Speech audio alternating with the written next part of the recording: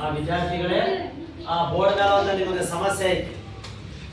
Board ಮೇಲೆ ಒಂದು ಏನೈತಿ ಸಮಸ್ಯೆ ಐತಿ. ಏನಪ್ಪಾ ಅಂತಂದ್ರ 2 ವೃತ್ತಗಳನ್ನ ಹಾಕಿಯು ಸಮಚಿಹ್ನೆ ಬರ್ದೇವು 15 ಬರ್ದೇವು. ನೀವೇನ್ ಮಾಡ್ಬೇಕಪ್ಪ ಅಂತಂದ್ರ ಆ 2 ವೃತ್ತಗಳನ್ನ ಬಳಸ್ಕೊಂಡು ನೀವು ಯಾವ ಸಂಖ್ಯೆ ಹಚ್ತೀರಿ ಹಚ್ರಿ. ಅದ್ರ ಅವು 2 ಸಂಖ್ಯೆಗಳ ನಡುವೆ ಯಾವ ಕ್ರಿಯೆ ಆಗ್ಬೇಕು? ಸಂಕಲನ ಕ್ರಿಯೆ ಆಗ್ಬೇಕು. ನೀವು ಯಾವ ಸಂಖ್ಯೆ ಇಟ್ಟಿರ್ತಿರ್ಲಿಲ್ಲ ಆ 2 ಸಂಖ್ಯೆಗಳನ್ನ ಕೂಡಿಸಿದಾಗ ಅದೆಷ್ಟು ಬರ್ಬೇಕು? 15 ಅಂತಕ್ಕಂತ ಸಂಖ್ಯೆ ಬರ್ಬೇಕು.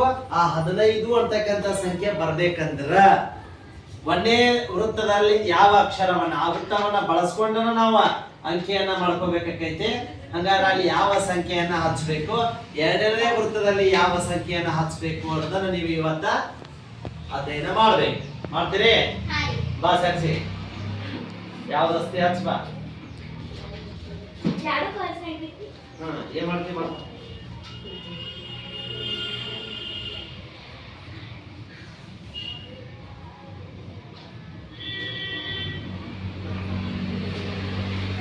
ಓಕೆ ಮತ್ತ ಇದನ್ನ ಮಾಡ್ಲಿಕ್ಕೆ 10 ಇದನ್ನ 5 ಅದು ಸಹ 15 ಮತ್ ವಿಚಾರ ಮಾಡು. ಭಾಗ್ಯ ಬಾ ಮಾಡ್ಬೋದಿನ ಇನ್ನ ಬ್ಯಾರೆ ಹೆಂಗೆಲ್ಲ ವಿಚಾರ ಮಾಡುತ್ತೆ. ಇನ್ನೊಂದು ವೃತ್ತವನ್ನ ಹಾಕಿ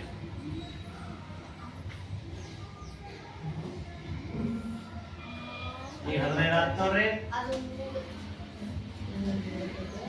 ಈಗ 15 ಆತ. ಈಗ 15 ಆಗೈತೆ.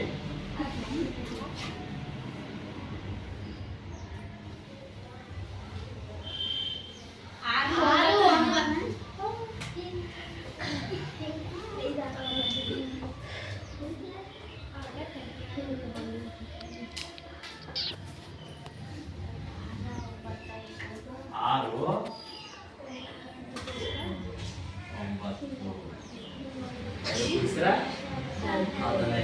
ಈಗ ನಾವ ಸಮಸ್ಯೆಗಳನ್ನ ಏನ್ ಮಾಡ್ಬೇಕಪ್ಪ ಅಂತಂದ್ರ ಒಂದ ಎಂಗಲ್ದಾಗ ವಿಚಾರ ಮಾಡಬಾರ್ದು. ಬೇರೆ ಬೇರೆ ಆಯಾಮಗಳಲ್ಲಿ ಸಮಸ್ಯೆಗಳಿಗೆ ತಕ್ಕ ಉತ್ತರವನ್ನ ಪಡ್ಕೊಳ್ಳಕ ಪ್ರಯತ್ನವನ್ನ ಮಾಡಬೇಕು. ಇದು ಸಹ ಒಂದು ಅಂತಹ ಪ್ರಯತ್ನ ಅಂತ ಹೇಳಿ ಕರಿಬಹುದು. ಓಕೆ.